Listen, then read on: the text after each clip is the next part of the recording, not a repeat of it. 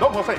Buenos días, Fernando. Muy buenos días. Buenos días a toda nuestra audiencia, Fernando. Hoy es viernes, 9 de agosto, no se olvide, es viernes. Y el cuerpo sabe que es viernes. Así que usted prepárese para la comidita de la tarde, su vinito. Hay tantas cosas que van a pasar. Sí. Tantas cosas que ver. Ya como el sexo, otro trago. Y, y como hoy es el día del abogado, le voy a leer algo y después le digo quién nos los manda. Voy a quitarme el lente y voy a leer. Un edificio que se construye, dice este amigo abogado, con una base débil, sin cumplir con las elementales reglas técnicas, ese edificio se viene abajo. En derecho, el debido proceso es condición sine qua non de la esencia de todo proceso. Lo que nace o se inicia mal, mal termina. Al expresidente Martinelli se le siguió un juicio violándosele el debido proceso. No hubo imputación de cargos, dice este abogado. Un proceso nulo de nulidad constitucional. Un saludo a los abogados de Tapaz y particularmente a Ramiro Guerra, que nos manda este... Yo recuerdo dos cosas. Uno, que nuestro primer alcalde, Pedro Arias de Ávila, prohibió la entrada a los abogados a la ciudad de Panamá. Cosa que hubiéramos mantenido. Y dos, Ronald Reagan una vez estaba dando un discurso frente a abogados y dijo, pues saben que ahora están usando abogados para experimentos médicos. Dice todo el mundo, no, presidente, ¿cómo usted dice eso? Sí, sí, ¿por qué? Porque hay cosas que ni las ratas se atreven a hacer. Dice que todo el mundo entró en carcajada después del chiste de Ronald Reagan. Así que, Ronald Reagan, el gran comunicador, presidente. Hombre, bueno, llegar, cuando le disparan en la cabeza a Ronald Reagan, pues la esposa está a punto de morir. Nancy. Nancy, te prometo que la próxima vez me agacho. También tenía eso de una foto del mono, un mono cuando era actor. Sí, y usted dijo algo al inicio que de una vez, todos están pendientes de lo que dice usted. Dice, me pregunta un oyente, ¿cómo sabe Fernando tantas cosas de la historia que yo no puedo encontrarle? Bueno, lo que pasa es que Fernando lee tanto y busca, ¿no? Precisamente para poder conversar con ustedes de la historia, de la perspectiva de los hechos y ponérselos en perspectiva también. De manera que, ¿cómo sabe? Leyendo. Dice Fernando que nosotros no hemos estudiado muy bien el siglo XIX. Bueno, no estamos estudiando ni los últimos 30 años. No hemos sacado lecciones. Este es un país que ha perdido la dirigencia política colectiva, ha perdido la capacidad de entender lo que está ocurriendo. Sería muy interesante, ahora que estamos hablando de la teoría, que el PRD se leyera un ensayo que preparó el doctor Marcel Salamín sobre el torrijismo. Voy a hablar la otra semana sobre él, lo he releído varias veces. Marcel es uno de los grandes pensadores de este país, asesor, uno de los principales asesores del general Omar Torrijos, pero además un erudito de las ciencias políticas. Chitriano, ¿no? Bueno, de esa meca del pensamiento que se llama Chitré. Hablemos un poco del mundo y quiero que presten atención a esto que está ocurriendo y si quieren recibir más información, la BBC de Londres tiene una investigación que aparece en el día de ayer sobre el impacto del incremento del valor del dólar en las economías de América Latina. Mire lo que está ocurriendo en este momento, estimados televidentes. Producto de la devaluación del yuan, que fue una de los actos del episodio de enfrentamiento comercial entre los Estados Unidos y la República Popular China, entre el presidente Trump y Xi Jinping. El presidente de los Estados Unidos inmediatamente cataloga esto como una manipulación de divisas. Y se produce, como resultado de esta decisión de la República Popular China, una caída el lunes de la bolsa en forma brusca en Europa y en los Estados Unidos. Y se produce también, simultáneo a esa caída, una migración de los capitales de inversión, huyéndole al yuan, que se devalúa y como consecuencia los rendimientos son menores, hacia las economías dolarizadas. Y eso hace que el dólar se fortalezca con respecto a todas más de lo que ya está. Y la segunda cosa que se produce es la migración también de esos capitales hacia el oro. Hoy, si usted revisa, métase ahí, pregunta costo del oro y mire la gráfica y verá que la onza de oro hoy debe estar por encima de los $1.500. Hace unos meses estaba en 1.100. Mire el crecimiento. ¿Y qué ha pasado con las monedas latinoamericanas? Aquí tengo algunas cifras de este estudio de la BBC de Londres. El peso chileno se ha devaluado en 5.5%. Acuérdense que el yuan fue devaluado en 1.2%. Esta es la caída que ya venía, ¿no? Y el real brasileño en 4.4%. El sol del Perú, ¿no?, en 3.0%. Y el peso mexicano en 2.2%. Para que usted tenga una idea de cómo esto afecta. Cuando el dólar se revalúa o tiene un fuerte poder, ¿qué sucede?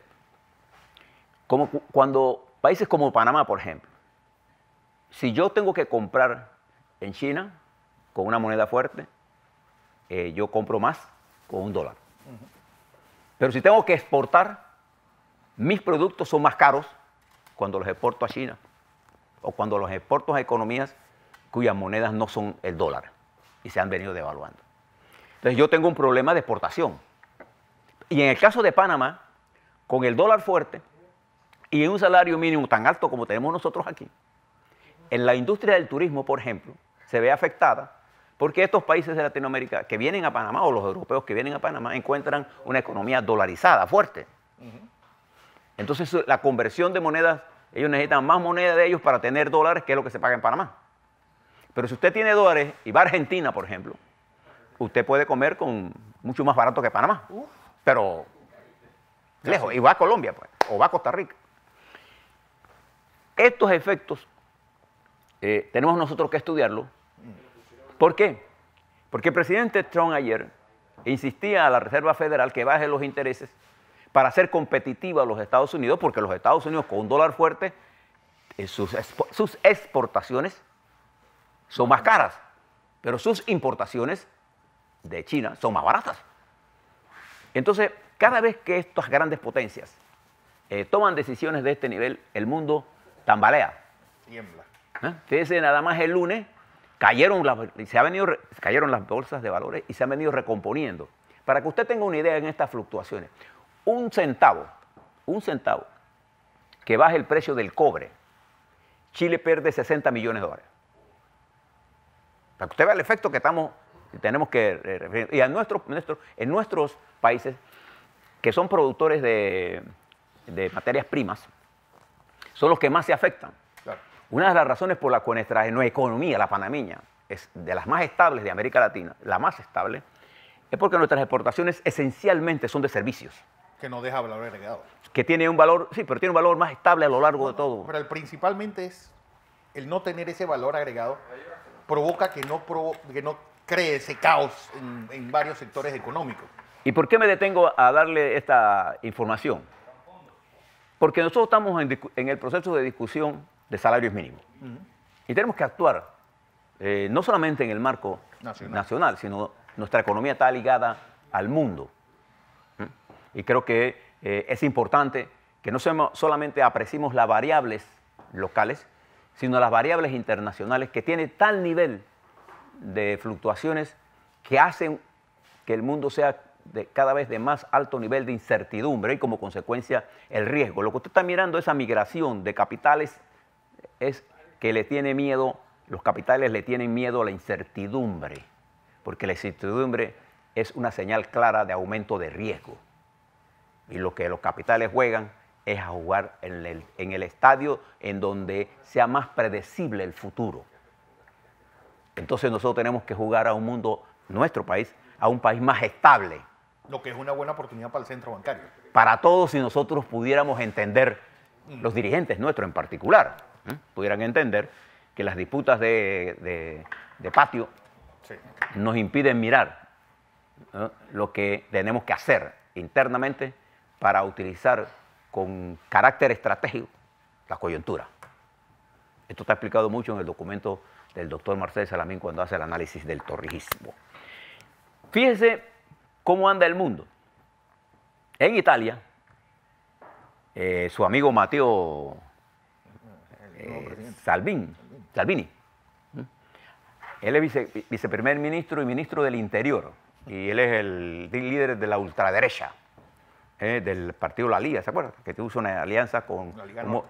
La Liga se llama la... Sí, pero es la antigua Liga Norte. y hizo una alianza con el movimiento 5 Estrellas, ¿no? Sí, 5 Estrellas. 5 Estrellas. Y entonces, ¿qué hizo él? Rompió la alianza. Ya, listo, se acabó. Y pide al primer ministro que llame a elecciones. Y entonces Italia vive ahora una nueva crisis, porque Italia vive de crisis en crisis.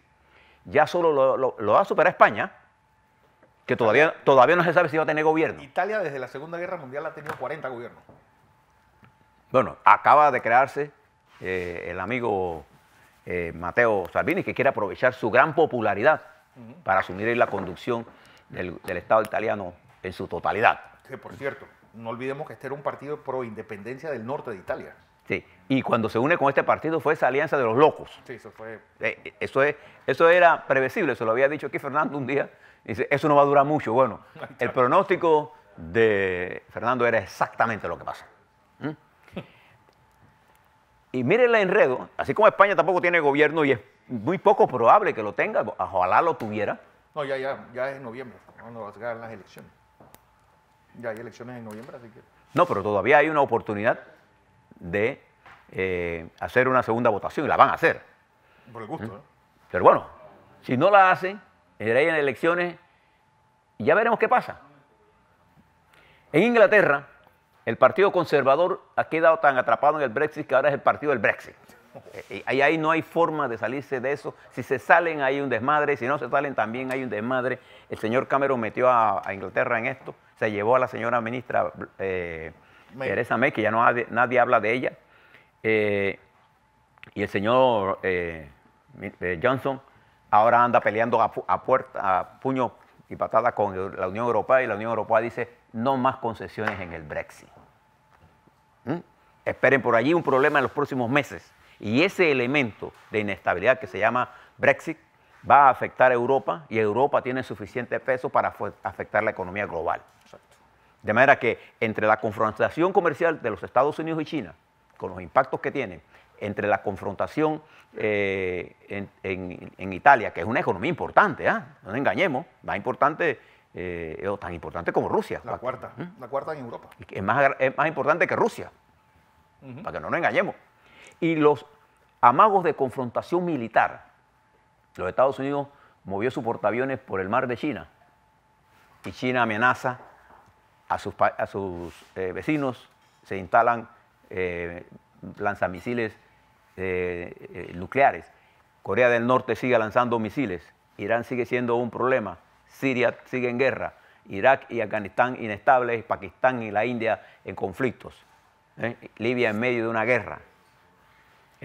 Cuando se lanza los niveles de pobreza, nuestros amigos hondureños hasta el tope en el nivel de pobreza. Argentina, una nación tan rica, con 4.5 millones más de pobres. Ese es el mundo. Entonces uno tiene que preguntarse hacia dónde uno quiere ir. Mire lo que está pasando en los Estados Unidos. Todo este caso del señor Nixon fue un caso revelado por el Washington Post. Hace una semana el Washington Post había informado que la más importante diplomática para América Latina del gobierno del presidente Trump, la diplomática Kimberly Bray, había renunciado por discrepancias entre ella y los altos asesores de migración del presidente.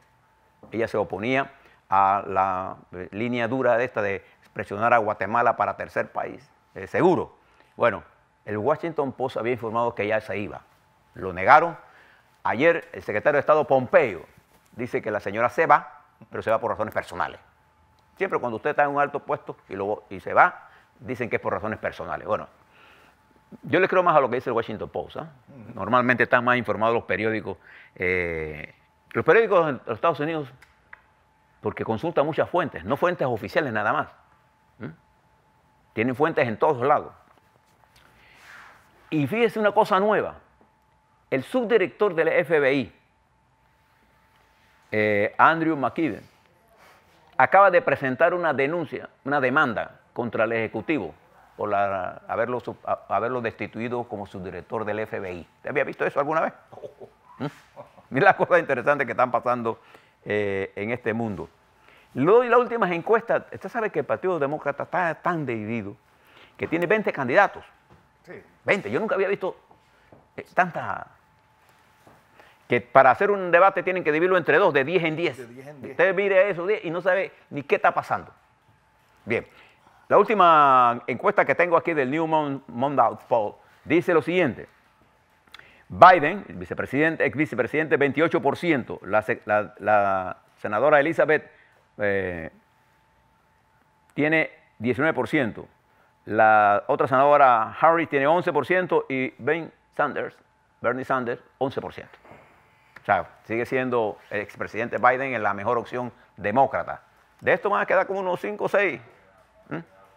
Y todo, así fragmentado, las opciones del presidente Trump de reelegirse son más grandes, sobre todo porque el presidente Trump, que es un gran comunicador político, no le tiene miedo a decir lo que tenga que decir para ganar. Él viene de la teoría del señor Steve Bannon, que dice que para ganar no importa lo que hay que hacer, lo importante es ganar. Y de Don Roger. Oye, pero lo interesante es que dentro de este espectro demócrata hay gente que está desde el centro derecha, como Joe Biden, que viene pues de una es más historia, derechita que del centro. que viene de una historia muy ligada a los sindicatos, sobre todo del área de Pensilvania, hasta Bernie Sanders, que es casi la extrema izquierda para un americano. Es decir, el espectro es demasiado amplio. Y no se crean que Sanders es un obrero, Sanders es un multimillonario, para que se engañen. No se engañen, este no es que Ese no da un palo al agua en su vida. No, él es multimillonario. Así sí es bueno ser de izquierda, tiene de todo, mansiones y todo, y él es de izquierda y dona millones. Bien, y termino con una cosa de América Latina. Venezuela. No hay diálogo, se rompió el diálogo. La señora Bachelet, que hace unas semanas escribió un informe duro contra el gobierno de Maduro, ahora condena las sanciones del presidente Trump. Ahora lo ponen en primera plana en Venezuela, cuando hizo este discreto encanto de la burguesía. Es interesante mirarla, ¿no? Creo que Venezuela merece una salida.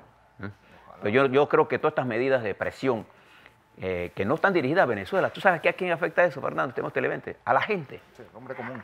Y frente a una oposición fragmentada, con más de 40 aspirantes presidenciales, entonces quien está recibiendo el golpe de esto son los opositores y los chavistas. Y el gobierno entonces tiene elementos de cohesión a sus fuerzas. Y entonces no hay salida. Yo creo que el bloqueo a Cuba demuestra claramente que eso no funciona. Pero siguen ellos con esa política. A la vuelta vamos a hablar sobre lo que está pasando en algunos procesos a diputados y exdiputados del PRD. Hay un diputado del PRD que ha sido llamado a juicio por la Corte Suprema de Justicia. Actuó la jueza de garantías de forma correcta sobre el caso de Rubén de León. Creo que actuó como se debe actuar en derecho. Con firmeza, con prudencia y apegado a la ley. Y el caso de Ricardo Martinelli, que se define hoy una parte. El proceso no se define hoy, una parte del proceso va hoy. Ahora le hablo a la vuelta sobre todas estas cosas.